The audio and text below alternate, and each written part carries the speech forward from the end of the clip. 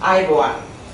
Today we are here to interview Venerable Galugadatte Gnanasara Thero, General Secretary of the Bodhibala Sena organization, following a recent allegation made by the former President Mahinda Rajapaksa that it is the Bodhibala Sena organization that is responsible for his defeat at the January 8th presidential election.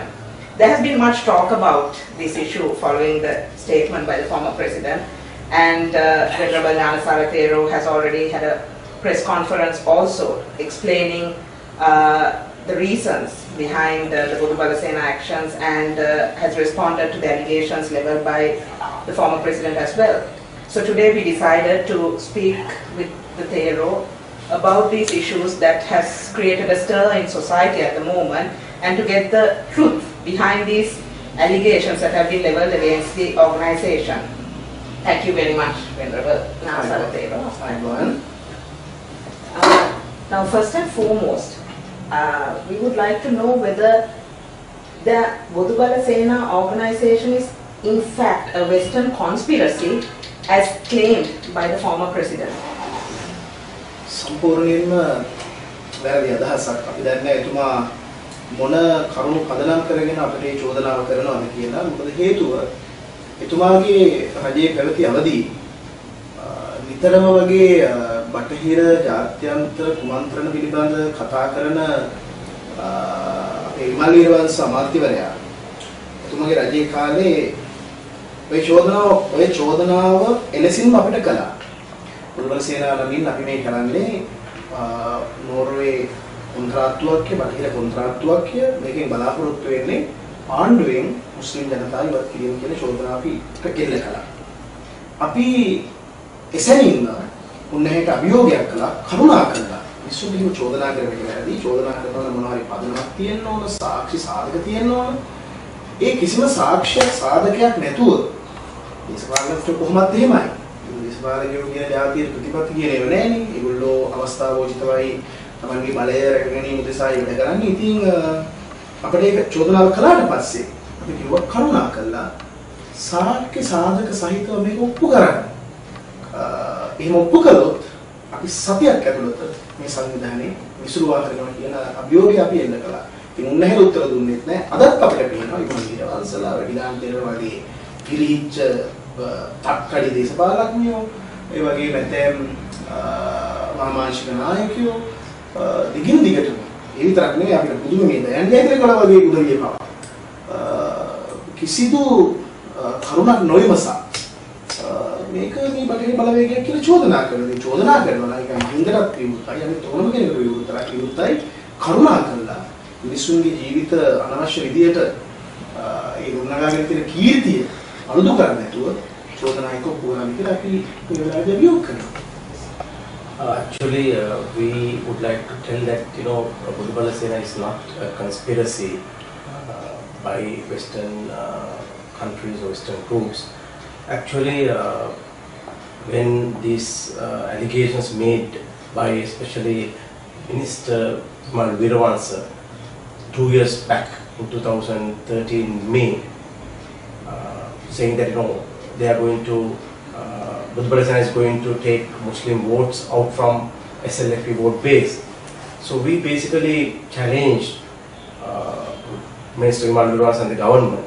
If there are allegations, you should prove this. We have given time and we asked them, if you prove that we have any funding coming from Norway or any other country, Western country, we will dissolve our organization immediately.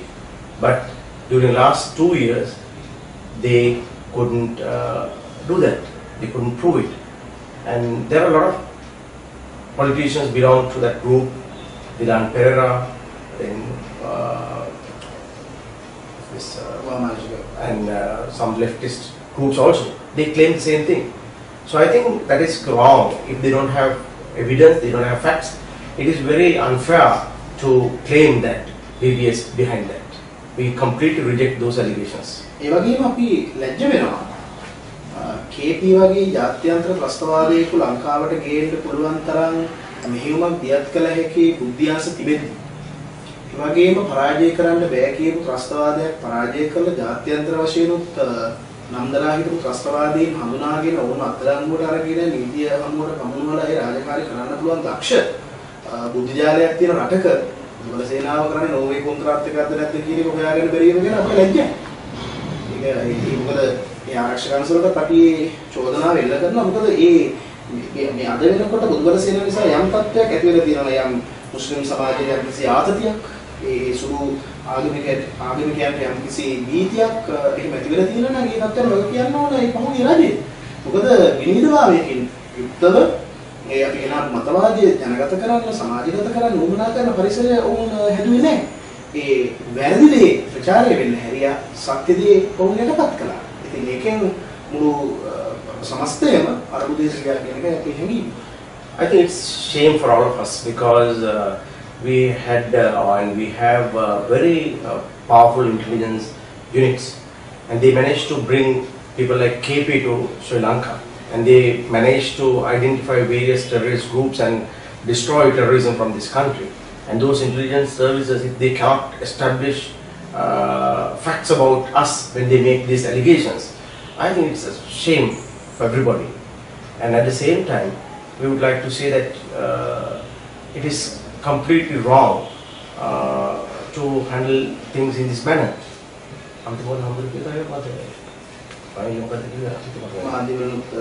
And at the same time, we blame the government because we are also thinking about unfortunate situation if minority groups, if they have some issues. I think we should blame the government because we were not attacking them, but what we were doing that we were describing certain facts, and government didn't allow to bring those real facts to the society. As a result of that, there was a lot of confusion took place in the society. I think government should take the responsibility for that. Now there are accusations leveled against the former government for allowing the situation to get out of hand as well. Now, in fact, how did the DBS organization find its funding? බුදුබල සේනාව කියලා කියන්නේ හම්බයක් නෙමෙයි. බුදුබල සේනාව බිහි වෙන්නේ ඒ එවකට ඒ සමාජයේ තුල ගොඩනැගුණු අතිශය ප්‍රශ්නකාරී වූ තරගකාරී වූ වටපිටාවක් එක්ක බුදුබල සේනාවෙනි සංවිධානයක අවශ්‍යතාවය තිබුණා. එවැනි මොහොතකයි බුදුබල සේනාව බිහි වෙන්නේ. එරත් අපි අපේ ජීවිතයේ අපේ ජීවන භාවිතාව තුළ ගත්තොත් අපි අවුරුදු 20ක් විතර මේ ජාතික ව්‍යාපාරයේ දිගටම නියැලලා ඉන්නවා. එක එක තලවලගේ වැඩ කරලා තියෙනවා. ඉතින් මේ සියලු අත්දැකීම් එකතු කරගෙන අලුත් විසක් එක්ක රටට ගැලපෙන ආකාරයට අපි මේ වැඩ පිළිවෙල පටන් ගත්තා. ඒකෙදි හැමෝටම තිබිච්ච ප්‍රශ්නයක් තමයි බුදුබල සේනාවට මේ තරම් සල්ලි කොහෙද? ඒක හොඳ ප්‍රශ්නයක්. අපි හිතනවා මේ රටේ කිසිදු දේශපාලන පක්ෂයකට නැති කිසිදු සංවිධානයකට නැති අති දැවැන්ත සමාජ ප්‍රාග්ධනයක් අපි එකතු කරගෙන තියෙනවා. ඒ එකතු කරගත්ත සමාජ ප්‍රාග්ධනය තමයි බුදුබල සේනාවේ ශක්තිය බවට පත් උනේ. අපේ විශේෂයෙන් විදේශගත වෙන්න අපේ දේශප්‍රේමී ජාතිමාමක සිංහලයි, ඒ වගේම සිංහල කතෝලිකයි, ඒ විතරක් නෙවෙයි හින්දුන් පවා අපේ වැඩ පිළිවෙලට උදව් කරලා තියෙනවා. ඒ හැම කෙනෙක්ම උදව් කළේ අන් කිසිවක් නිසා නෙවෙයි. විශේෂයෙන් මේ රට තුල මේ මොහොත වෙද්දිත් බරපතල ගැටලුවක් පවතින කිසිදු විසඳුමක් ලැබී නැති අන්‍යාගමිකකරණය, සදාචාර විරෝධී සහ නීති විරෝධී අන්‍යාගමිකකරණය පිළිබඳ ප්‍රශ්න පොද 2000 අවුරුද්දක් අපි කතා කරන දේවල්. ඉතින් මේ මතවාදත් එක්ක අවදියෙන් හිටපු සාතිශය බහුතරයක් රටදැයට සමයට හිතට මිනිස්සු අපිට බීපහැදම් කළා. ඒ විතරක් නෙවෙයි අපිට උන් බොහෝ ලෙස උදව්පකාර කළා. සමහර අවස්ථාවල අපිට මතකයි අපි මේ කෙටි කාලය ඇතුලේ බොදු සමුළු පමණ 50ක් ඉක්මවලා තියෙනවා. එක බොදු සමුළුවක් ගත්තොත් සාමාන්‍ය ලක්ෂ 6-7ක් වියදම් වෙනවා. හැබැයි කවදාකවත් සංවිධානයක් කරලා මූලස්ථානික රුපියල ඒකට වියදම් කරලා නැහැ. මේ මිනිස්සු මේ ප්‍රදේශවල තියෙන ප්‍රශ්න ඔක්කොම හොඳින් කල්පනාකරණය කරගෙන ඒ වටපිටාවේ ජීවත් වෙන සත්පුරුෂ බෞද්ධයෝ මේ හැමෝම එකතු කරගෙන තමයි අපිට වේදිකාව හදලා දුන්නේ. ඉතින් මේවට බොහොම කෑදරකමින් මේ දෙස බලාගෙන හිටියා දේශපාලනඥයෝ. ඉතින් ඔවුන් දැක්ක කවදා හරි බුදුබල සේනාව ඉස්සරහදයක් නෙවෙයි මහා ලොකු හරදරයක් කරන බව වුන්ට. ඉතින් අද අපි ඔප්පු කරලා තියෙනවා.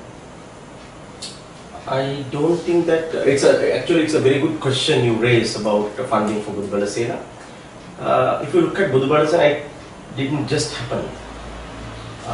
Actually, there was a social need, and that social need triggered to establish Budubala Sena as an organization. If you look at my experience, I was involved in this national movement for the last 20 years. And during that period, we managed to work with a large group of people, group of organizations. And this time, when we established Budubala Sena, we got intellectuals and other groups to connect with us. And we managed to achieve certain levels of popularity and other things during a very short time period. And we understand that we have a very important factor which is behind the success.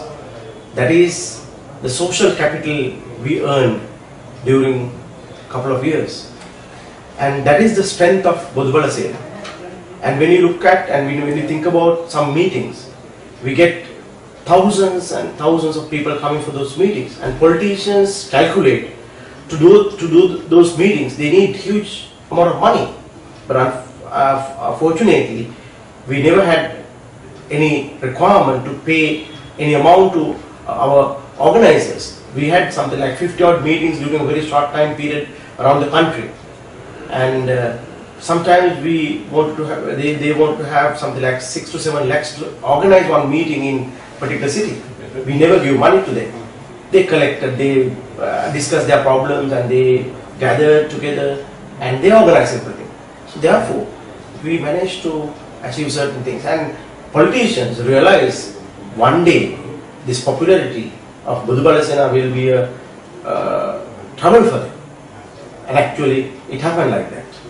Now, there have been continuous allegations that the Budubala Sena has been receiving state patronage during the former government, and that a lot of complaints that were lodged against certain actions of the organization as well as certain incidents were not properly investigated due to the support the organization received from certain powerful members of the former government. Now that has been further confirmed by what former President Mahinda Rajapaksa has said, saying that he did not allow proper investigations into these allegations. How do you respond to that? What are these allegations that were covered by state patronage, and did the organization actually enjoy state patronage to that level? හඳුනන දැන් මෙතුමිය අහන්නේ පසුගිය කාලේ යෝජනා තිබ්බා බුදුබල සේනා සංවිධානයට රාජ්‍ය අනුග්‍රහය ලැබුණයි කියලා. ඒ නිසා වහන්සේට එරෙහිව වහන්සේ කරපු දේවල් වලට කිසිම ආකාරයකින් සොයා බැලීම් පරීක්ෂණ කරේ නැහැ, දඬුවම් දුන්නේ නැහැ. ඒ කියන්නේ රාජ්‍යයේ පවර්ෆුල් කියන්නේ බලවත් කණ්ඩායම් විසින් ඔබලාව ආරක්ෂා කළා. ඒ වගේම ඒ කියපු කරුණු වලට සාක්ෂි දරනවා ජනාධිපතිවරයා විධානසභාවේ ළඟදී කියපු ප්‍රකාශය මගෙන් කිව්වා බුදුබල සේනා කරපු දේවල් ගැන අපි නිවැරදි ඉන්වෙස්ටිගේෂන් කරලා ඒකට දඬුවම් දුන්නේ නැහැ කියන එක තෝ පිළිගත්තා. ඒක ගැන ඔබ වහන්සේ මොකද කියන්නේ? කාරණා දෙකක්. පළවෙනිම දේ තමයි නීතිය ක්‍රියාත්මක කරන්න අපි වැරද්දක් කරන්න ඕනේ. අපි විශ්වාස කරනවා මේ රටේ පවතින නීතියේ පිටින් අපි කිසිවක් කළා නැති බව. අපේ නීතිය ක්‍රියාත්මක නොවුනා කියලා කියන්න බෑ. දැන් උදාහරණයක් විදිහට රිපෝර්ට් පොට්ලෙස් දෙගත්තොත් අපි නඩු පවරනවා. දැන් අපි මාස ගණනාවක් තිස්සේ උසාවිය යනවා. ඒ වගේම පුරාණයට අපහාස කළා කියලා තවත් චෝදනාවක් එල්ල කරලා තියෙනවා. ඒකටත් අපි උසාවිය යනවා. මම හිතන්නේ උසාවිය ගණනාවක් අපි නඩු පවරලා තියෙනවා. ඒක නීති ක්‍රියාත්මක නොවුනා කියලා කියන්න බෑ. හැබැයි නීති ක්‍රියාත්මක කරන්න හේතුවක් තියෙනවා. ඉතින් අපි කොතනකදීවත් කිසිදු ගැටුමක් අපි නිර්මාණය කළා නැහැ. හැබැයි ගැටුම් නිර්මාණය කළා ඇතැම් අන්තවාදී මාධ්‍යවේදී ඒ වගේම ඒගොල්ලන් ලියපු කියපු දේවල් සහ දේශපාලනඥයෝ. ඉතින් අපි අදත් අභියෝග කරනවා. මේ වර්තමාන යහපාලන ආණ්ඩුවටත් අපි අභියෝගයක් කළා කරුණා කළා. වර්තමාන ජනාධිපතිවරයාත් ඒ චෝදනාව කළා අපට. බුදුබල සේනා නිසා යම් ප්‍රශ්න තුනයි කියලා මුස්ලිම් මිනිස්සුන්ට අපි අදත් අභියෝග කරනවා කරුණා කළා. දැන් ඔය හැම එකටම හැම එකටම මේ වැතිකිළිය යාගන්න බෑ කමිෂන් පත් කරන රටක් නෙමෙයි මේක. ඒ නිසා කමිෂන් එකක් දාන්න කරුණාකරලා ඉතාලි ඉක්මනින් කොමිසමක් දාලා බුදුබල සේනාව මොනවද කළේ පහුගිය අවුරුදු දෙක තුන ඇතුලේ. ඒ වගේ මුස්ලිම් මිනිස්සුන්ට මොනවා හරි තාඩනයක් නැත්නම් පීඩනයක් එල්ල කළා නම් එහෙම නැත්නම් මුස්ලිම් පල්ලියකට පහර දීලා තියෙනවා නම් මුස්ලිම් කඩසාප්පු වලට පහර දීලා තියෙනවා නම් මුස්ලිම් මිනිස්සු බිහිතියටපත් කරලා තියෙනවා නම් ඔවුන්ගේ දේපල කොල්ල කාලා තියෙනවා නම් මොනවා හරි දෙයක් තියෙනවා නම් ඒ මිනිස්සුන්ගේ ආගමික ඒ කියන්නේ ආගමික අවස්ථාවලදී මිනිස්සුන්ට ඒ කටයුතු කරගන්න නොදී බාධා කරලා තියෙනවා නම් මොනවා හරි දෙයක් තියෙනවා නම් කරුණා කළා කොමිසමක් දාලා දැන් හොයන්න. ඒ වගේම හිටපු ජනාධිපතිවරයාගේ ප්‍රකාශ ගැන අපි ලැජ්ජ හිතෙනවා මොකද කුමන්ත්‍රණයක් තියනවා කියලා දැනගත්තා නම් ඒ වෙලාවෙම ඒක ගෙන්නලා සාකච්ඡා කළා ඒක විසුරුවා හරින්න එපායි. දැන් මේ වෙන මේ බැල් බයිලා කතා කියලා හරියන්නේ නැහැ. ඉතින් දැනුත් අපිට පේනවා උන්නේ ඉන්නගෙන කෑවෙත් ඒකනේ. මේ වැරදි උපදේශකයෝ වටේ තියාගෙන පරාජයට පත් වෙලා දැන් මේ වටවන්දනාව කියන්න හරියන්නේ නැහැ අනුන්ට බැන බැන. අපි අහන්න තියෙන්නේ බුදුබල සේනා සංවිධානයේ නිසා නම් උන්නේ පෙරදුනේ 2009 අවුරුද්ද පිළිච්ච ජනාධිපතිවරණයේදී 2005ට වඩා ඡන්ද 18 ලක්ෂයක් ගත්තා. එතකොට මේ ඡන්ද 18 ලක්ෂෙම නැති උනේ අපි නිසා. ඊළඟට තමන්ගේ අමාත්‍ය මණ්ඩලයේ හිටපු ප්‍රධාන ඇමතිවරයෙක් මෛත්‍රීපාල සිරිසේන අමාත්‍යවරයා. දන්නවා අගමැති සිහිනුත් හිටියා ඒ කාලේ. ඉතින් ඒව හරියට කළමනාකරණය කරගත්තා නම් සමහර වෙලාවට සිරිසේන මහත්තයා වගේ කෙනෙක් ඔහුගේ ප්‍රතිවාදියා නොවෙන්න තිබුණා. එතකොට ඒ තමන්ගේ කැබිනට් එකේ හිටපු ඇමතිවරයා පොදු අපේක්ෂක වෙනවා කියලා හොයාගන්න බැරි වෙච්ච මහින්ද කොහොමද නෝර්වේ මොකටද කරපෑ? එතන ඔහු ෆේල් සෝල්ජර් කෙනෙක්. එයාකින් ගත්තා. ඊළඟට අනිත් කාරණාව තමයි එතකොට මෛත්‍රීපාල සිරිසේන මහත්තයා ශ්‍රී ලංකා නිදහස් පක්ෂයෙන් අයින් වෙලා පොදු අපේක්ෂකයා කළේ බුදුබල සේනාවෙන්. ඊළඟට 2005 මහින්ද රාජපක්ෂව බලයට ගියන වැඩ කරපු ජාතික හෙළවුරුනේ 2009 ඔහු දිනවල වැඩ කළා. ඒ ප්‍රතිපත්ති හුඟක් ලිව්වේ හෙළවුරුමේ නායකයෝ. එතකොට 2015 පැවිදි ජනාධිපතිවරයාගේ ඕන ඉවත් යන්නේ බුදුබල සේනාවෙන්ද? ඒ වගේම රජයේ සේවකයන්ට හුඟක් වැඩිමනක් දේවල් ලබා දීලා තියෙද්දි රජයේ සේවකයෝ නැහැ අතහැරලා යහපාලනාවට ඡන්ද දුන්නේ අපි හින්දා. අපි කරපු කුමන්ත්‍රණය හින්දා ඒ නිසා මේවා මේ අහස පොළොව නුහුල්ලන චෝදනා. නමුත් උන්නහැලා ගණන් හදන්නේ නැහැ බුදුබල සේනාව නිසා කොච්චර ශුද්ධ බෞද්ධ ඡන්ද ප්‍රමාණයක් එතුමගේ පිනට එකතු වුණාද කියන එක ගැන උන්නහැලා කතා නොකිරීම ගැන අපට විශාල වේදනාවක් තියෙනවා කනගාටුවක් තියෙනවා. So then there should be a reason. We have not done anything wrong. So therefore there is no reason for us for government taking actions. Of course there were certain incidents and during the previous government they have taken actions and we had to go to courts for different cases. So that means they have taken certain actions. But there are so many allegations against us and no actions were taken because those allegations are something created by media and by some politicians. So for those allegations, I don't think police can take any actions. And recently, President Mahinda Rajapaksa made a statement saying that Budubala Sena is behind his defeat. We completely relate that. We have asked certain questions. In 2009 elections, 2010 elections, he got something like 18 lakhs of majority. He lost all his majority votes because of Budubala Sena? I don't think. And at the same time, one of his senior ministers, Mr. Maitripala Sirisena, left his government because of Budubala Sena? I don't think. And at the same time, there were a lot of people, and especially Helurume, who supported him, left his party or coalition. Is that because of Budubala Sena?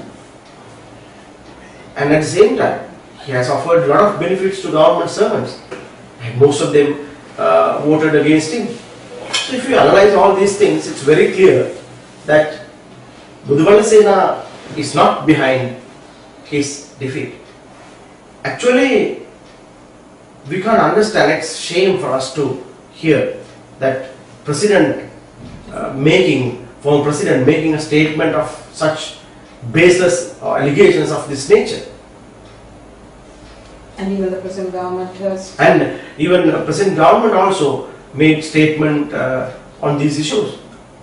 So what we have demanded, we have explained and we have demanded in our press conferences also, because they are making commissions for every and each thing.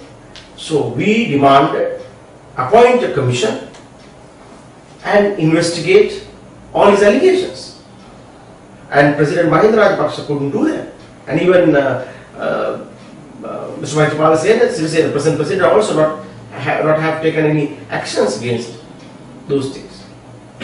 But the Budbala Sena, during the past few years, has been accused of inciting racial hatred and having an impact on the harmony, religious harmony in the country by certain statements made by the key members of the organization, including the Venerable Thero, about certain minority communities in the country. Now, together, during a period of time, the accumulation of all these allegations resulted in the Budbala Sena being seen as an organization, an extremist organization. Even now, it is seen by some segments of society as an extremist organization due to the allegation of inciting racial hatred. What actually was the intention of Budbala Sena from its inception, and what role did it play with regard to this allegation? ජාතිවාදී ප්‍රකාශ කිරීම පිළිබඳව බුදුරජාණන් සංවිධානයේ සමාජිකයන්ට විශේෂයෙන්ම වහන්සේටත් චෝදනා තියෙනවා. ඉතින් අපි දැනගන්න කැමතියි බුදුබල සේනාට ඒ වගේ ඇලිගේෂන්ස් තමයි චෝදනා තියෙන්නේ සහ ආරම්භයේ සිට වහන්සේලා ඒ සම්බන්ධයෙන් කරපු කාර්යයන් සම්බන්ධයෙන්. විශේෂයෙන්ම අපි මේ එකත් හොඳ ප්‍රශ්නයක් මොකද සාකච්ඡා කළ යුතු ගැටලුවක්. මම දන්නේ නැහැ මේ රට තුල දේශපාලනය කරන නැත්නම් දේශපාලන නායකයෝ ඒ වගේම අන්‍ය ජාතික ආගමික පූජකවරු ඒ නායකයින් මේ ජාතිවාදය මොකද්ද ජාතිකවාදය මොකද්ද කියලා නොදැනීම ප්‍රශ්නයක්. It's a very good question, I believe. The issue here is most of the politicians of this country, as well as religious leaders of this country, they don't differentiate the concept of nationalism and racism. අපි කොතනකදීවත් මේ රටේ ජීවත් වෙන අපේ සහෝදර මුස්ලිම් හෝ දෙමළ ජනයා ඉලක්ක කරගෙන වෛරී දේශන පැවැත්වුවේ නැහැ. අපි කතා කළේ මිනිස්සුන්ගේ හදවතට. මම හිතනවා ඒක මේ හේට් ස්පීච් එකක් නෙවෙයි, ඒක හදවතට කතා කරපු දේශනාවක්. We never had the intentions to have hate speeches against our brothers and sisters of our other communities. We never had hate speeches, and we never promoted racism. But of course, we had made certain emotional speeches addressing the hearts and minds of people of this country. සිංහලයෝ කියන්නේ සටන්කාමී ජාතියක්. ඒ සටන්කාමී ජාතියට ආධ්‍යාත්මික නායකත්වයේ සැපුවේ හාමුදුරුවෝ. ඒක ඓතිහාසික කාර්යයක්. අපි හිතනවා මේ යුගයේ අපි ඉෂ්ට කරන්නේත් ඒක කියලා. I think Sinhalese used to fight for their rights always, and always Buddhist monks gave the spiritual leadership to Sinhalese, and we believe that we are doing that historical duty today.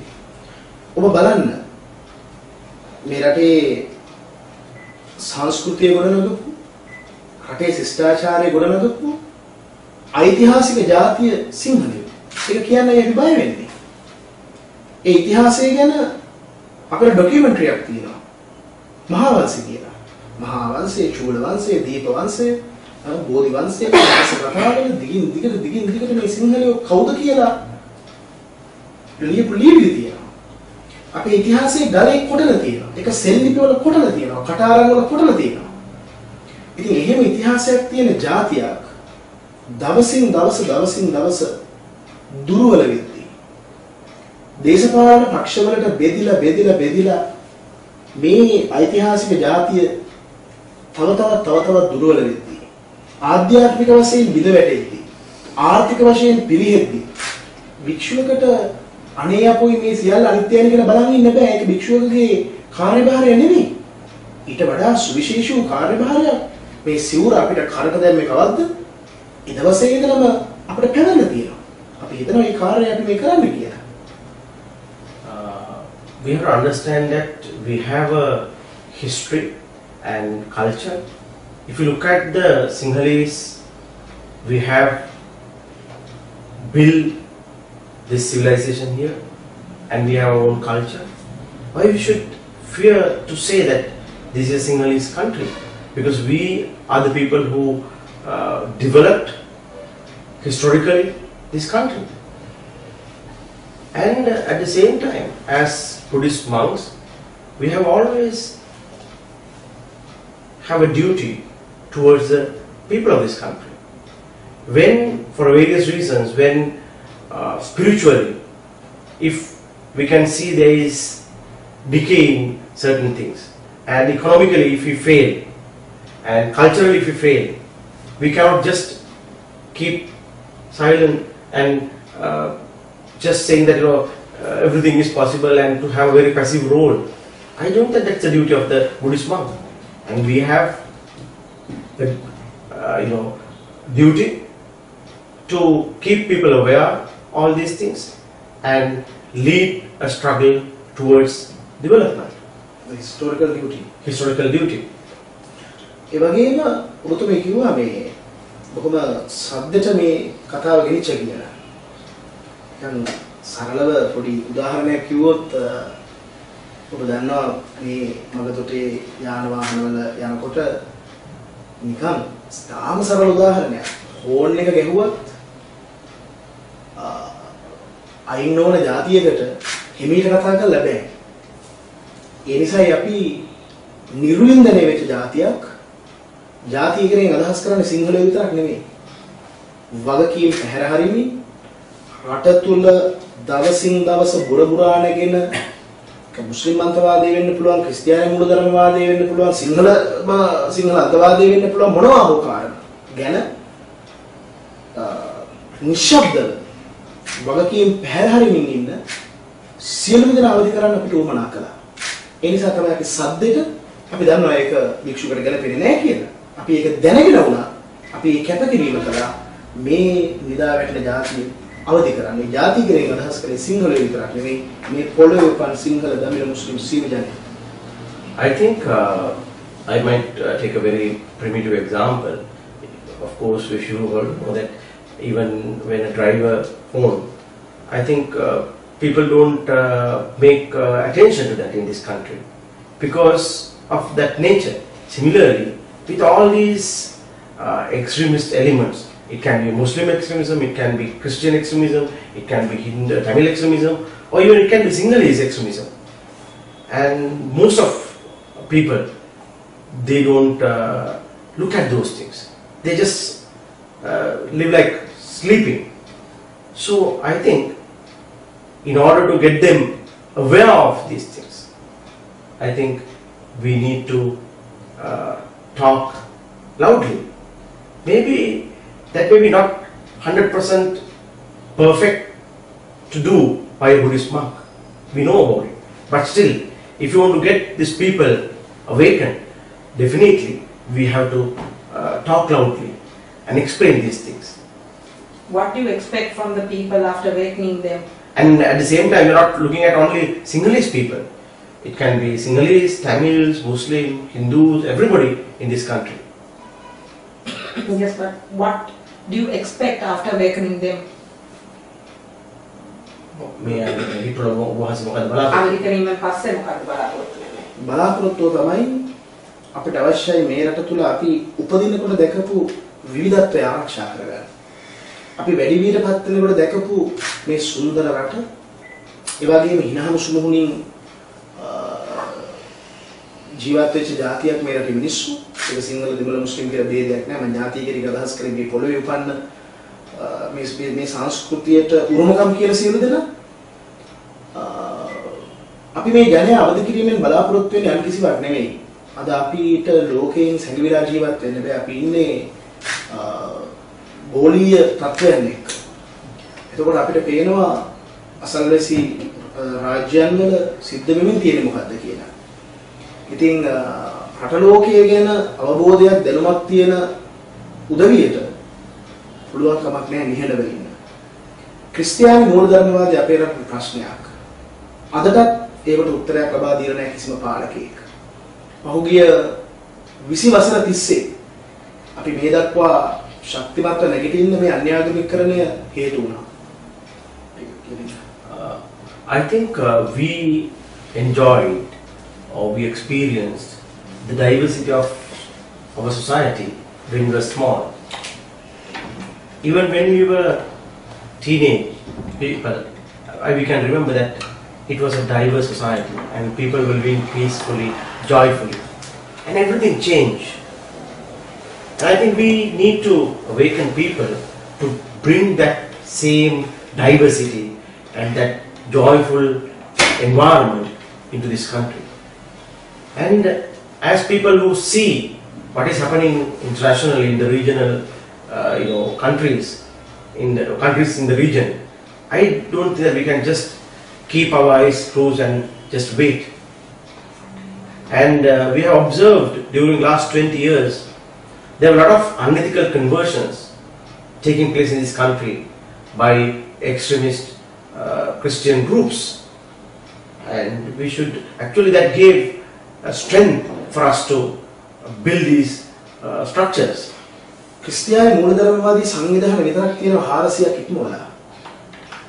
There are more than 400 extremist fundamentalist Christian groups operating in this country. අපිට කනගාටුවක් තියෙනවා මේ රටේ කතෝලික පල්ලි, ඒ වගේම කාදිනල්තුමා සහ බිෂප්වරු එයි මේ ප්‍රශ්න නිහඬ වෙන්නේ කියලා.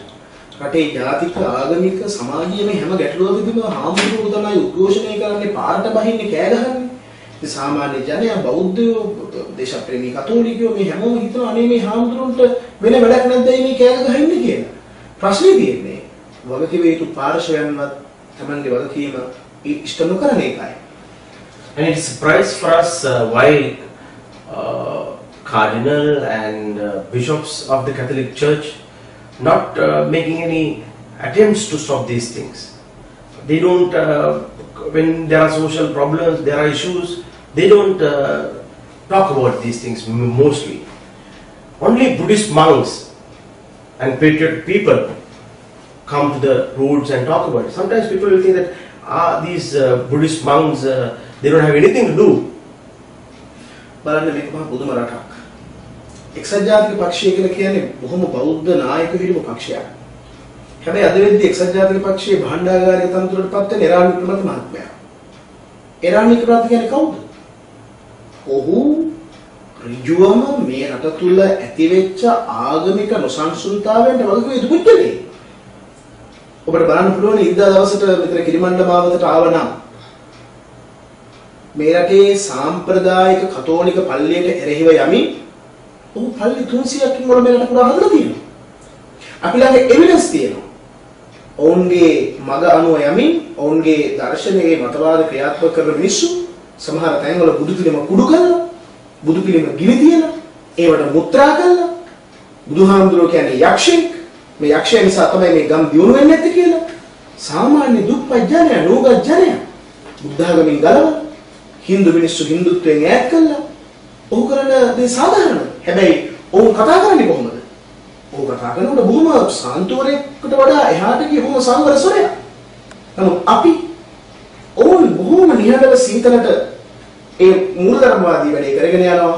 ඒක හිරිදරව් කරලා මේක නතර කරන්න කියන අපිම ජාතිවාදී ආගම්වාදී හැටියට ලෝකෙට හංගනවා. Now, if you take United National Party, it was, if you look at that party, that party was given leadership by mostly Sinhalese Buddhist people. But that's one point. United National Party was supposed to be multi-ethnic Yes, party. but he was telling what I'm trying to try. He was telling that mostly there were Sinhala Buddhist leaders.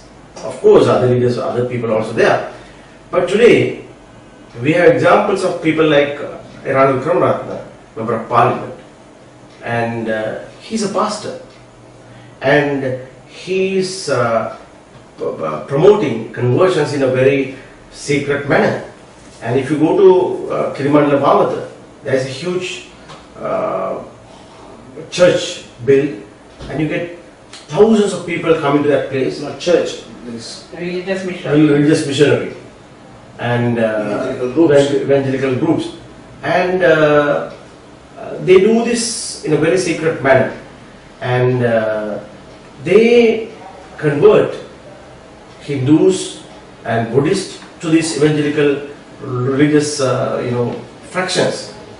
And if you look at them, they have built over 300 such religious places around the country. No one knows about this, and sometimes they promote their religious people to, when they convert, Buddhists convert into their groups, to destroy their Buddhist statues what they had, and set fire, even sometimes urinate to Buddha statues. We have evidence of all these things. But when they come to public, they behave as saints, and they very calm. Their speeches are very peaceful and calm. But we emotionally talk, and we were classified as traitors and racist in this extremists in this country. If there was evidence, such evidence, has the BBS ever presented them to the law enforcement authorities? Have there been complaints lodged, and was there any action taken against them? ඒවට විරුද්ධව මහසලා නීතිමය වශයෙන් ක්‍රියාමාර්ග අරගෙන තියෙනවා. ප්‍රතිඵලය වලින් මට අපිට උසාවිය යන සිදුවීම අවුරුදු 13ක් තිස්සේ උසාවිය යනවා. ඔවුන්ගේ වැඩ පිළිවෙල එහෙම ක්‍රියාත්මක වෙනවා. ඔවුන් රාජ්‍ය අනුග්‍රහය ලැබෙනවා. ඉතින් මේක බරපතල තත්ත්වයක්. Now we took actions. During the last 13 years, we took actions. As a result of that, we had to face a lot of legal issues. You can see that book, making evidence. If you look at this book, this is a commission report, 2009.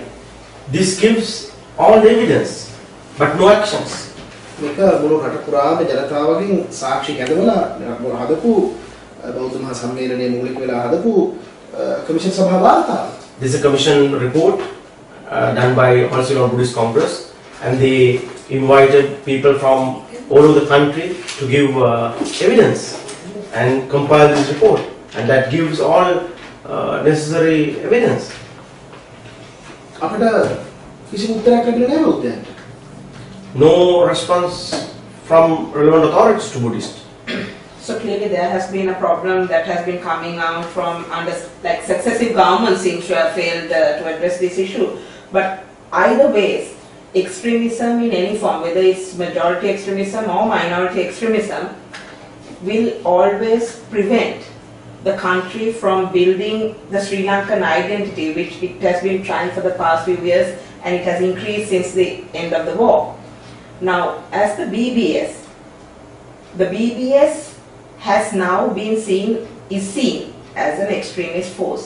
In order to build that Sri Lankan image, how will the BBS plan to go about achieving this goal? Will the BBS be changing its image or any of its current work plan in order to change with the current need to build that Sri Lankan identity among people where everybody can live in harmony and bring back that era where everybody used to smile and laugh together? ඉතින් ආන්දර කිව්වේ දැන් අපිට පහුගිය රජයන් කීපයක් තුළම මේ ඒක වෙන්න පුළුවන් බෞද්ධ මූලධර්මවාදයේ හෝ බහුතරේ එක්ස්ට්‍රීමිසම් හරි සුළුතර ජාතිවාදය හරි බහුතරේ මේකෙන් අපිට රටට හානියක් වෙලා තියෙන්නේ. එතකොට මේ ශ්‍රී ලාංකීය අනන්‍යතාවය ගොඩනැගීමට මේක බාධාවක් වෙලා තියෙනවා. ඒක බුදුබල සේනා සංවිධානය කොහොමද කල්පනා කරන්නේ? ඔය ගැට දුරු කරන්න අපිට ශ්‍රී ලාංකීය අනන්‍යතාවයක් තුළ මේ සියලු දෙනාට එක සමානව සලකන සමදෙනාට සතුටින් ජීවත් වෙන්න පරිසරයක් ගොඩනගන්න. ඒක ගැන බුදුබල සේනා සංවිධානය මොකක්ද කල්පනා කරන්නද? අපි කල්පනා කරනවා බරපතල විදියට සිංහලයෝ බෞද්ධයෝ බහුතරයක් වෙලා ඉන්න තාක්කල් අන් සියලු ජාතීන් සුරක්ෂිතයි. We think that we always think about this issue. We feel that if the majority of this country are Sinhalese, that will definitely ensure the protection for all other minority groups. But isn't that, in other words, isn't that also an signs of extremism? එයත් එක්තරා විදිහක අන්තවාදී චින්තනයක් නෙමෙයිද? ඔබට එහෙම හිතන්න පුළුවන්. You can think of that manner. මම ඔබට ආරාධනා කරනවා ගිහිල්ලා බලන්න දෙහිවල කවුඩානට ඔබ කතා කරන ආගමික සහජීවන තියනවද කියලා. I request you to go to Dehiwala Kaudana and see whether that the so-called religious coexistence is. ඔබ ගිහිල්ලා බලන්න කිරුළපන මම හරියට මෙතන අපි ගමත කරමු. ඔබ ගිහිල්ලා බලන්න ඔය කතා කරන සහජීවනය ආගමික සහජීවනය හෝ සමගිය මේව තියනවද කියලා අකුරණ කාතර කුඩියට ගිහිල්ලා. You go to Apurana and Kathakudi and see whether this so-called this coexistence is promoted there. සරලව කිව්වොත් මුස්ලිම් බහුතරයක් ජීවත් වෙන තැනක සිංහල සුරක්ෂිතයිද කියලා කියන්නේ. So you just look at many places where majority Muslims are there. Do they allow Sinhalese to live peacefully? Whether they promote such coexistence in those areas? උදාහරණයක් විදියට මුස්ලිම් පවුල් 100ක් ඉන්න තැනක සිංහල පවුලකට ජීවත් වෙන්න ඉඩක් නැහැ මේ රටේ. හැබැයි සිංහල පවුල් 100ක් ඉන්න තැනක එක මුස්ලිම් පවුලක් තිබුණත් අදටත් ඒක සුරක්ෂිතයි. And if you think about the society where 99 Muslims live, families, and one Sinhalese, they cannot live. But when 99 Sinhalese live, a Muslim person can live without any fear or any difficulty. අපි එක දෙයක් කියනවා. මේ රටේ මුස්ලිම් මිනිහෙකුට උනත්, දෙමළ කෙනෙකුට උනත්, මැලේබර්ගර් ජාතිකයෙකුට උනත් මේ රටේ රජ වෙන්න පුළුවන්. මේ රටේ නායකත්වයට පත් වෙන්න පුළුවන්. හැබැයි ඔහු හෝ අය මේක සිංහල බෞද්ධ රටක් කියලා පිළිගන්න ඕනේ. මොකද සිංහලයන්ට බෞද්ධයන්ට තියෙන එකම රට මේක නිසා. We think that anybody, whether Sinhalese, Tamil, Muslims, Hindu, Christian, anybody can, even Malay, can become the leader of the country, provided they respect Sinhalese. They respect and they agree that this is a single Buddhist country, because this is the only country available for Sinhalese. මට ඔබ කියන්න ලංකාවේ පමණක් නෙමෙයි ලෝකෙ හැමතැනකම රෂියා, Australia, Belgium, Sweden, France මේ රටවල් ගත්තොත් මේ හැම රටකම බහුතරය විසින් සුළුතරයට ප්‍රශ්න හදලා තියෙනවද? නෑ. අද ලෝකෙම අද බලන්න බ්‍රිතාන්‍යයේ බුදුබල සේනාව වගේම සංවිධානයක් පටන් ගන්න තියෙනවා බ්‍රිටන් ෆස්ට් කියලා. කවුරු නිසාද? මොකක් වෙනුවෙන්ද? බ්‍රිතාන්‍ය කියන්නේ මොනතරම් සාමකාමී රටක්ද? ප්‍රංශය කියන්නේ මොනතරම් ලස්සන සුන්දර රටක්ද? අද ඒ රටවල මිනිස්සු ජීවත් වෙන්නේ මොනතරම් බීතියකින්ද? කවුරු නිසා? සුළු ආගමික කල නිසා. සුළු අන්තවාදී ආගමික කල නිසා. ඒ නිසා ලෝකෙ පිළිගත් සම්ප්‍රදායක්, ලෝකෙ පිළිගත් සමුදයක් තියෙනවා. රටක ජීවත් වෙනකොට ඒ රටවල ජීවත් වෙන බහුතර ජනතාවගේ ආතතිය ඇති නොවන ආකාරයෙන්, බහුතර ජනතාවට යම්කිසි ආතතියක් ඇති නොවන ආකාරයෙන් සුළු ජාතීන් හැසිරිය යුතුයි කියලා. ඒක අපේ රටට වරන්දු.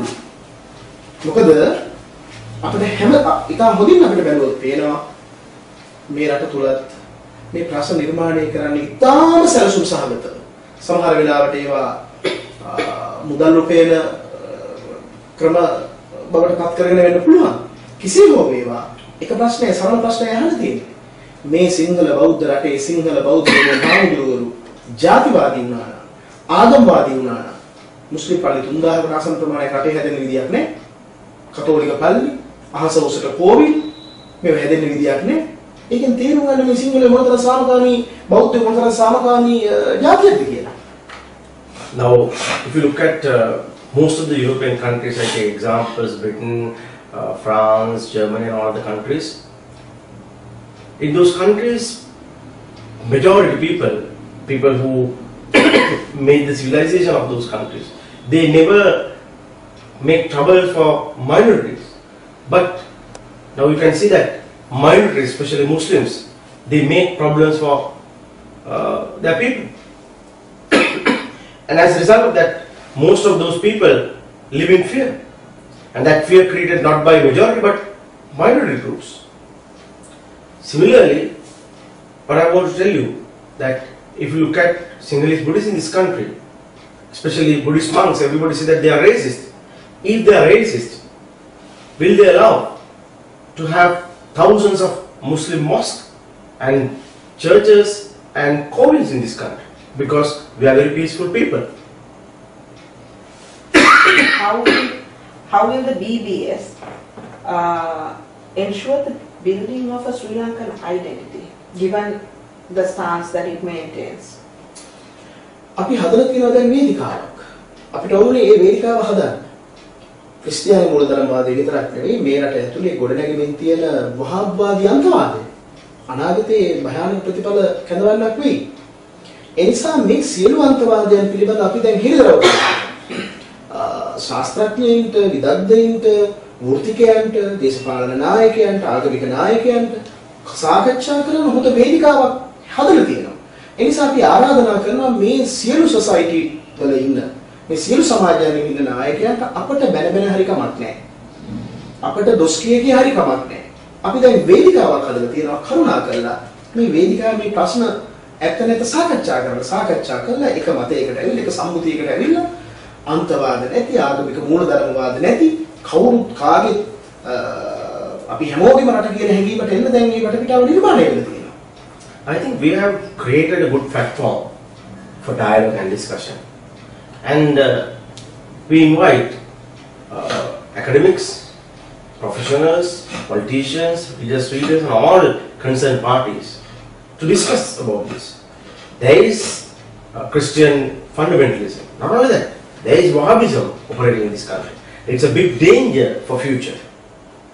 And today, I think we all should work together because of this situation to eliminate all sorts of extremism, all sorts of fundamentalism from this society, so that everybody can live without fear, with better understanding.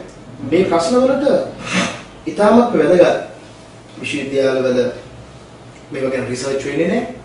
අද විශ්වවිද්‍යාල මහාචාර්යවරු කතිකාචාර්යවරු ගත්තොත් ඒගොල්ලෝ තරඟට දේශපාලනය කරන්න පටන් ගන්න තියෙනවා. තමන්ගේ ඩියුටි අමතක කරලා අපි ගත්තොත් අපට හම් වෙන ගොඩක් මහාචාර්යවරු ඒගොල්ලන්ට ඕනේ මේ රටේ අයින්ස්ටයින් කෙනෙක් වෙන්න. ඊළඟට වෙන කොහේ හරි අර අපි වෙනදා අහලා තියෙන මේ තාගෝ කෙනෙක් වෙන්න. එහෙම නැත්නම් මේ තියෙන මේ ප්‍රසන්න මේ වර්තමානයේ මේ ඇති වෙන තත්ත්වයන් ගැන ඕන සාකච්ඡාවක් නෑ.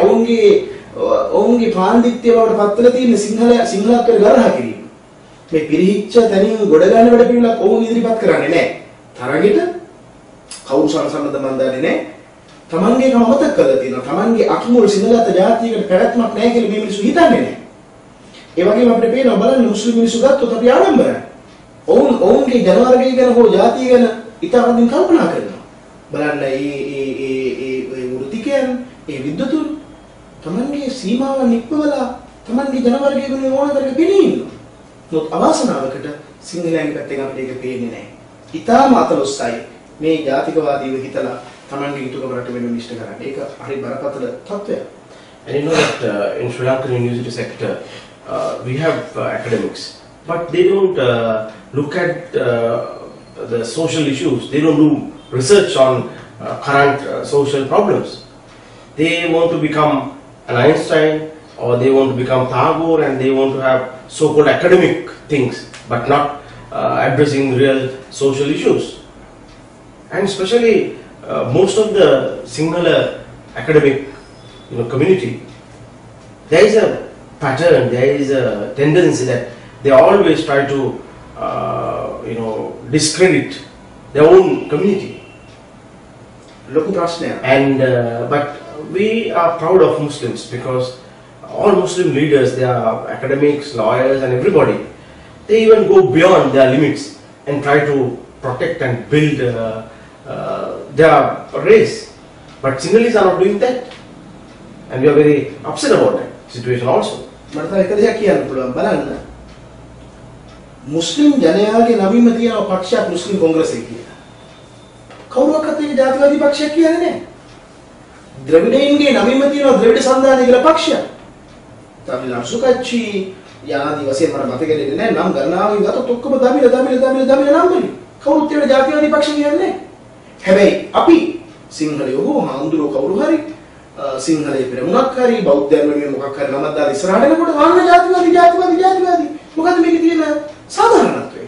And another important point, now if you look at this country, we have parties under the name of Muslims, and there are a number of parties under the name of Tamils, Dravida and all various groups are there. But no one says that they are racist. But when Sinhalese form a party, a Buddhist monk doing something like that, then they are racist. So is this justice? ප්‍රසිද්ධිය සමාජයේ ප්‍රසිද්ධියනේ මුස්ලිම් මිනිස්සයා දෙමළ මිනිස්සයා අනිත් කතෝලික ජනයා ඕනම කෙනෙක් අපි ආගමික හේතු ගත්තොත් තමන් ගැන කතා කිරීම ජාති ප්‍රේමයි. සිංහලයා ගැන කතා කිරීම සිංහලයාගේ පිරිහීමෙන් අභිවෘද්ධියටපත් කරගන්න කතා කිරීම ඒක ජාතිවාදී. අර දේශ ප්‍රේමය මේක ජාතිවාදී. මොකද මේ සාධාරණත්වය?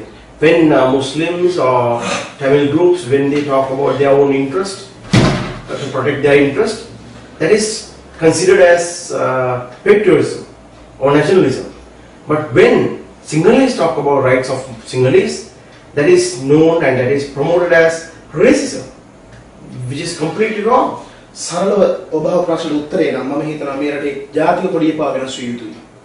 And I believe that even the national flag also should be changed.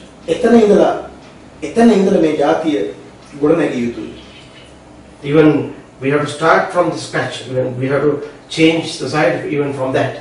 එදා 48 අපි නිදහස ලබා ගන්න කලින් සුද්ධ මේරට පාලනය කෙරුවේ බෙදා වෙනකොට පාලනය කිරීම යන තියරිය යටතේ. Before 48, when we got the independence, before that, our country was ruled by British, and they employed the strategy of divide and rule. මම හිතනවා එදා සුද්ධ කරපු දේ මේ අවුරුදු ගෙවුණු අවුරුදු 66 තිස්සේ රට පාලනය කරපු කළු සුද්ධ ඔක්කොම සුද්ධන්ට වඩා හොඳට මේ රට බෙදා පාලනය කරමින් ඉන්නවා. And I think our leaders who used to be known as Kalusuddu, right? Because of their interest for British, they ruled this country even worse than British, dividing the society into pieces. ජාතික කොටිය ඇයි පාඩවල දැක්ක එකතු කරන්නේ? ඒ දෙමළ මිනිහත් මුස්ලිම් මිනිහත් මේ රටේ උපන්න මිනිස්සු. ඒ සමාජය තියලා දෙන්නේ කොටියම. ඒ නිසා අපි ගත්තොත් ඉන්දියාව බලන්න සල්ලි රට. මම හිතන්නේ ජීවිතේ කොටියක් මහන්න හම්බෙලා නැහැ ඉන්දියාව. ඉන්දියාවේ නරවර්ගවල හැටියට පාට දාන්න කිව්වා.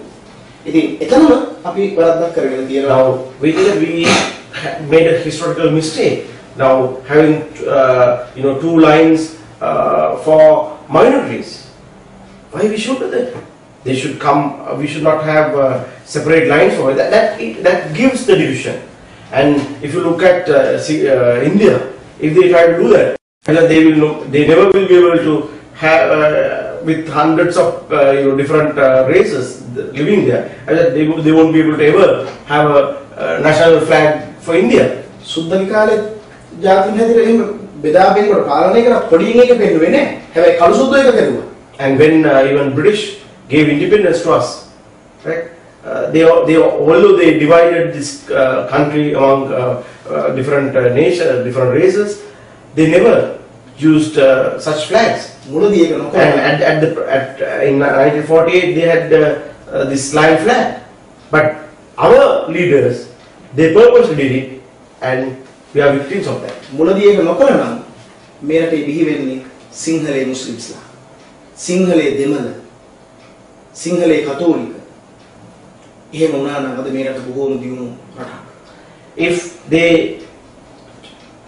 did they had correct approach, today we have Muslims of Singhale, Tamils of Singhale, Christians of Singhale. Then we have a very nice country.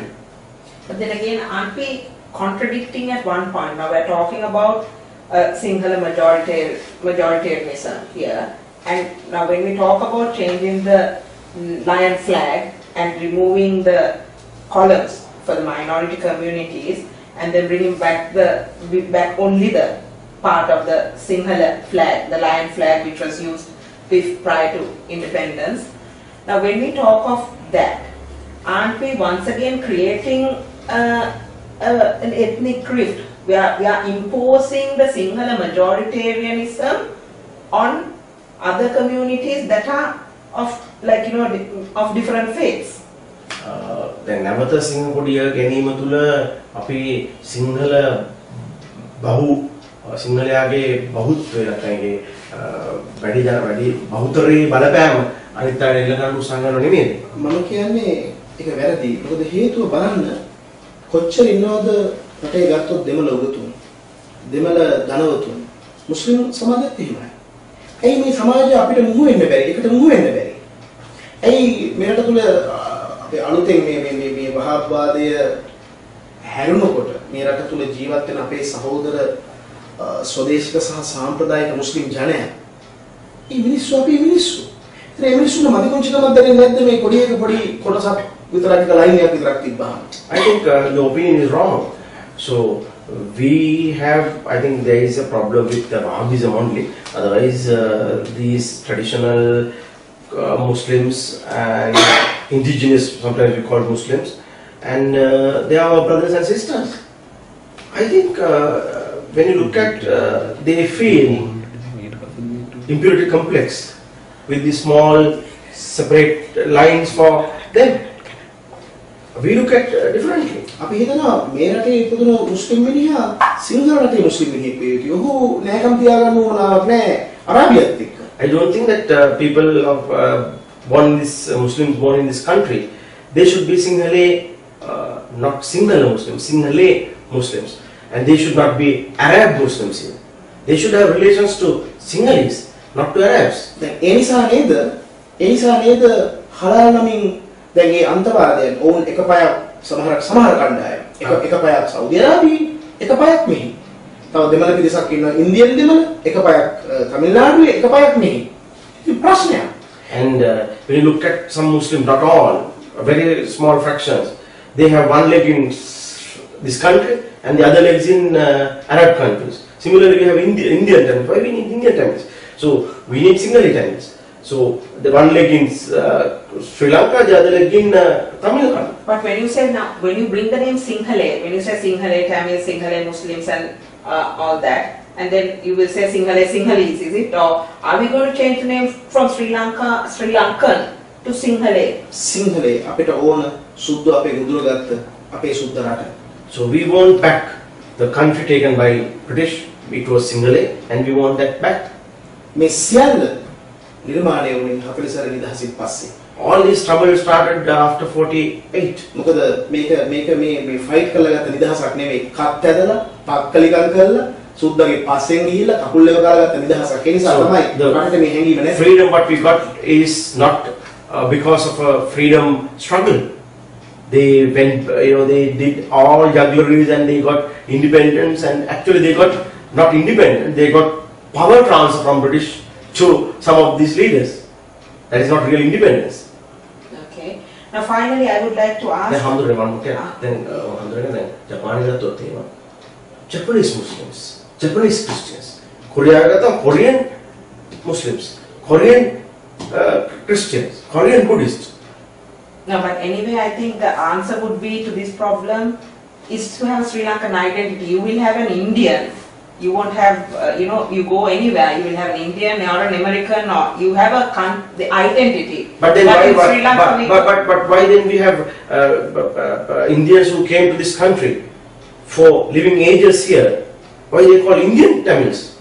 Exactly my point. That is why I am saying, like, That they should be singular Tamils. The need is to build a Sri Lankan identity where each and every person, we would be identified as, when we go out, as I'm a Sri Lankan. I'm regardless of what I am, whether I'm a Sinhalese or a Tamil or a Muslim. Okay. An example එක. මේ රටේ සිංහලෙක් හෝ මුස්ලිම් මිනිස්සෙක් දෙමළ මිනිස්සෙක් France එකට ගියොත් මොකද වෙන්නේ?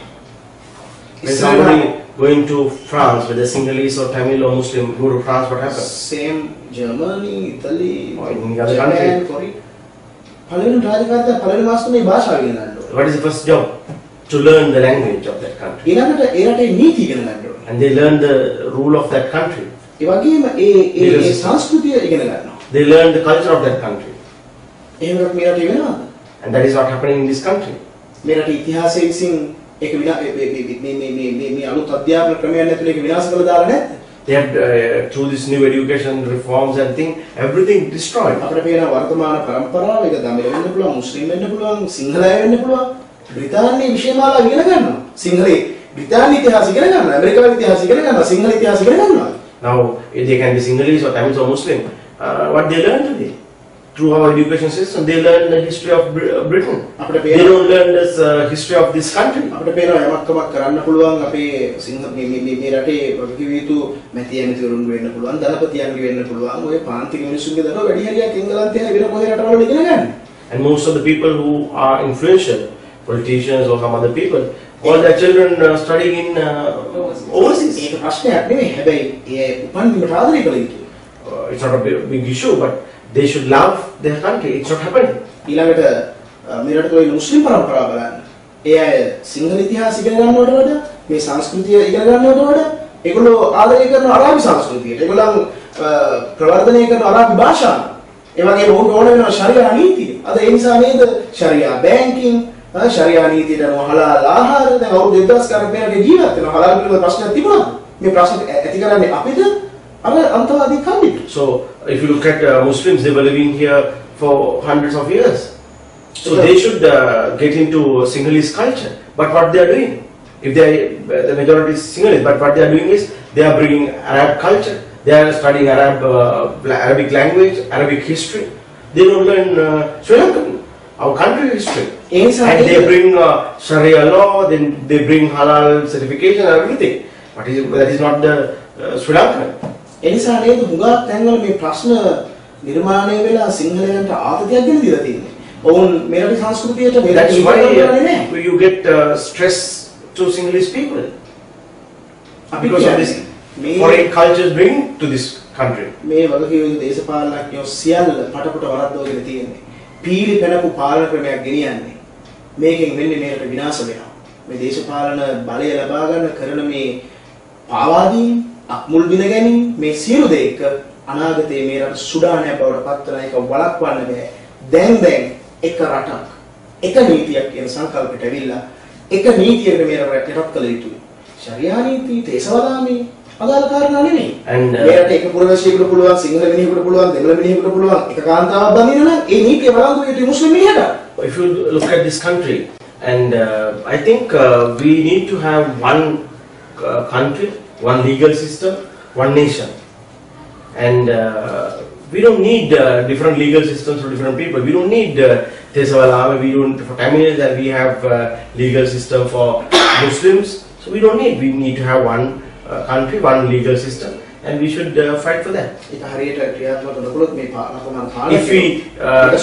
If you don't practice, if you don't take actions today, definitely with present situation, because Sri Lankan politicians they don't address this issue properly, and definitely if you don't address this now, Sri Lanka will be another Sudan in near future, because Sri Lankan politicians, they only think about their power and not about the country. දැන් බලන්න ඔබට එක උදාහරණයක්. ඔහි දවස්වල ලොකු කතාබහක් ඇති වුණා මේ හෙල්මට් නීතිය පිළිබඳව. තරුණයෝ හෙල්මට් එක පළදිනවා මූණු ආවරණය කරලා. ඉතින් හෙල්මටේ මූණ ආවරණය කළත් එකයි නිකාබේ මූණ ආවරණය කළත් එකයි.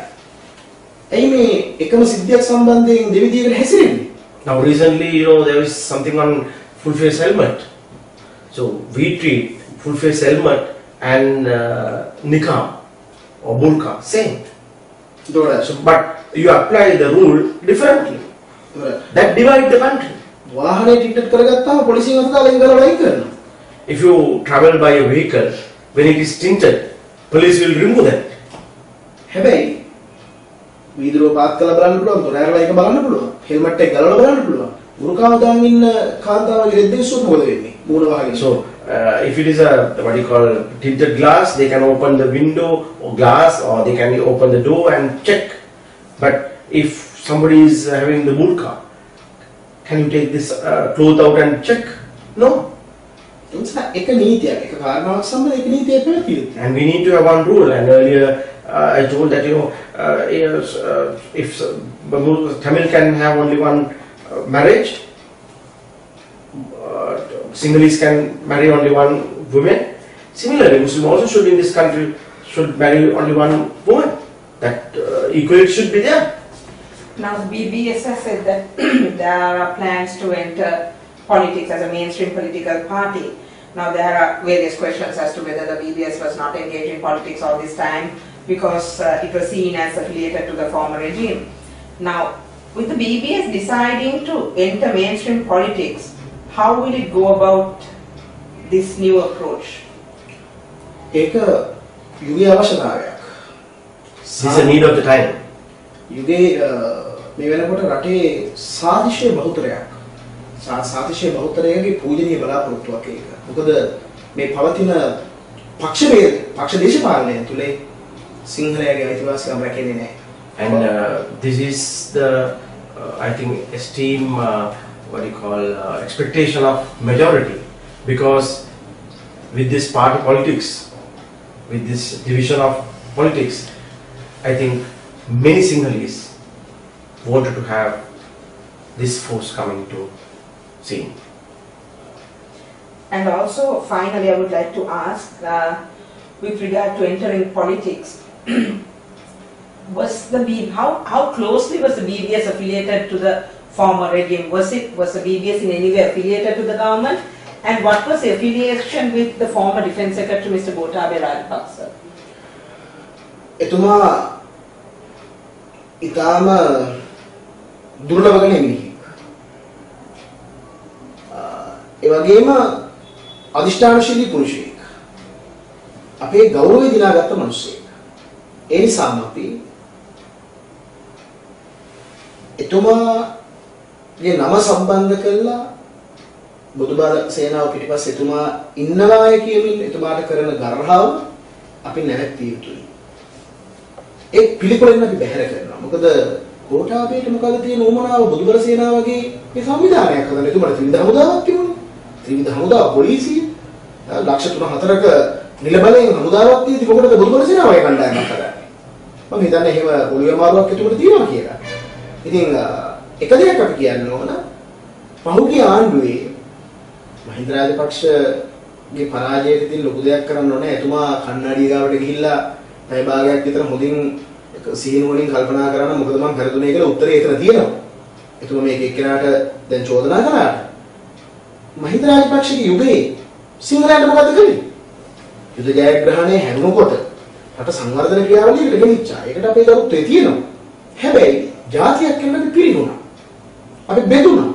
අපි කඩන් වැටුණා. ආධ්‍යාත්මික පිරිහිච්ච ජාතිය බවට පත් වුණා. ඒ නිසා මනින්ද මිනිස්සු වෙනසක් කිව්වේ. එතකොට ඒ අවස්ථාවන් වලදී පැන නැගිච්ච කාරණාවලට හරියමං විදිහට උත්තර නොදීම නිසා මිනිස්සු ව්‍යාකූලතාවයෙන් හිටියේ. එකම නිලධාරියයි හිටියේ. මිනිස්සුන්ගේ හැමෝගෙම හිතවල තිබුණා ඒ නිලධාරිය ගැන බලාපොරොත්තුවක් ගෝඨාභයට කිව්වනම් මේක කරගන්න පුළුවන්. එහෙම විශ්වාසයක් ඇති වෙලා තිබුණා. ඒ විශ්වාසය මත අපි සංවිධානයක් හැටියට එතුමාට අයිති විෂයක් නොවුණා. අපි මතු කරපු ප්‍රශ්න සමාජයේ තදින් වැළඳගෙන ඒ වෙනුවෙන් මිනිස්සු නැගිටිද්දී ගෝඨාභය විතරයි කන්දුනේ. එතුමාගෙන් තමයි අපිට කැඳවීම ලැබුණේ. මොකද්ද මේ ප්‍රශ්නේ? මේව වැඩි දියුණු වෙන්න බෑ. මේ සිකියුරිටි මේ නැෂනල් සිකියුරිටි එකට ප්‍රශ්නයක්. දැන් එක ප්‍රශ්නයක් ඉවර කරලා හුස්ම ගත්තා විතරයි. එතුම එහෙම අපිට තදින් අවවාද කළේ. අවවාද කළේ එතුමට පුළුවන් හැටියට ඒව විසඳන්න මැදිහත් වුණා. එතුමා ඒ කරපු කැපකිරීම උන්නහට පාරාවරණක් වෙලා තියෙනවා. බුදුබල සේනාව පිටපස්සේ එතුම හිටියේ කියලා. අනිත් පැත්තේ බුදුබල සේනාව පිටපස්සේ එතුමා හිටියේ කිව්වොත් මොකද එතුමා සිංහල බෞද්ධයෙක්. අපි පෙන්නේ සිංහල බෞද්ධ වෙනුවෙන් නම් ගෝඨාභය හිටියේ කියලා මේකේ ප්‍රශ්නකුත් නැහැ. අනිත් පැත්තේ I think he's a real leader and we respect him, and he's a very result-oriented person. So we have huge respect to that person, and he's the only person who did something in that government. And actually, there are a lot of allegations. But what I want to say, whenever we had problems, halal issue and various other issues, no one responded. So therefore we thought that during that period everybody said that if you want to get something done, only Gota can do it. Because he was a result-oriented person. So when we had problems, when people come with various issues, so we took efforts to have dialogue with him. So he took us, and he even warned us, saying that no, just we completed one issue. Are you trying to make another trouble in this country? And he warned us, and he involved and engaged to solve these problems. And because of that, it's boomeranging. I don't think that he supported us. He got involved in solving some problems related to Sinhalese Buddhists, and he did it with good intention. But we think that he can associate with Buddha Buddhism, there is no harm because he is a Sinhalese Buddhist, he can. But he never supported us in the past.